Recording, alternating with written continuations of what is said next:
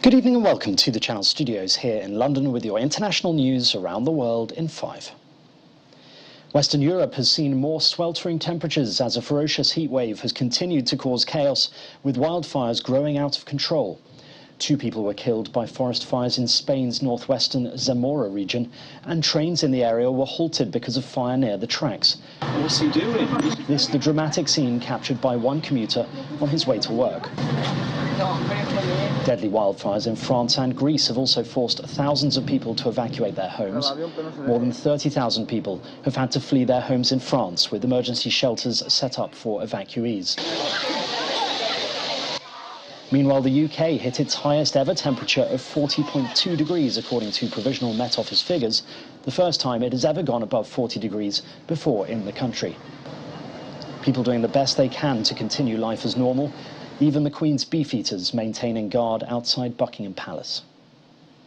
Meanwhile, the German foreign minister says a climate dialogue held in Berlin was meant to help countries achieve their important climate goals, as the world is not on track to achieve 1.5 degrees. Dear Sami, Annalena Baerbock was speaking one day after she and her Egyptian counterpart, Sameh Shoukry, hosted the so-called Petersburg Climate Dialogue. This has been a painful year in a painful decade.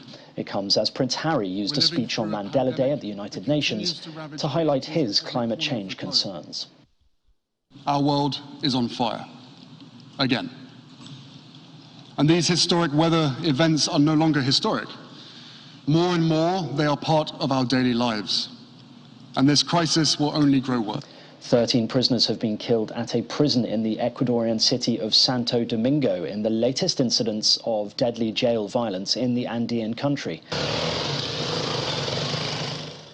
The government attributes prison violence to fights between gangs over control of territory and drug trafficking routes. Last year, 316 prisoners died during riots in various prisons across the country. The police and the armed forces were retaking control of the penitentiary. It earlier called the incident a dispute. Russian President Vladimir Putin has visited Iran in just his second foreign trip since he launched the invasion of Ukraine in February. Mr. Putin will meet Iranian Supreme Leader Ayatollah Ali Khamenei and Turkish President Recep Tayyip Erdogan. A Turkish official said grain exports, Syria and Ukraine will be discussed in Tehran.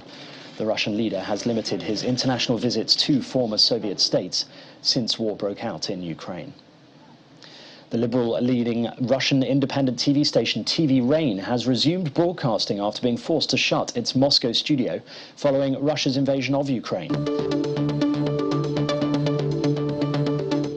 TV Rain, portrayed in the 2021 film Tango with Putin, was visited and praised in 2011 by the then-president Dmitry Medvedev when it was just a year old. But like all Russian independent media, it has been harassed relentlessly since Vladimir Putin returned to the presidency in 2012. It said it has now received a European Union broadcasting license and would be working from studios in Latvia, France and the Netherlands. Drone footage shows the extent of the damage to crops and homes in India's western Gujarat state, where at least 7,000 hectares of land have been flooded, severely damaging crops. Incessant rain in Navsari district caused the Puma, Kaveri and Ambika rivers to overflow, which led to the loss of life, properties and livelihoods, as well as the destruction of crops. Rescue workers have used rubber dinghies to reach flood victims and take in essential supplies. And finally, Aston Martin is bringing back a blast from the past to celebrate 100 years at the French Grand Prix. Well, I think it's going to be very, very special. Ahead of Sunday's race around Circuit Paul Ricard, 4-time world champion Sebastian Vettel will take the team's original car, the TT1, affectionately known as Green Pea, for a celebratory lap. The cars were built by founder Lionel Martin following a commission by wealthy young motor racing driver and pioneer Count Louis Zorowski, who invested £10,000 in their construction. Vettel says he's very excited to put Green Pea through its paces. It's crazy to imagine how long it's been around, and but great to see that it's still there, and I'm very much looking forward to get behind the wheel. I guess it will be very, very different to what I'm used to. And that's your international news around the world in 5. Now back to the Channel Studios in Lagos.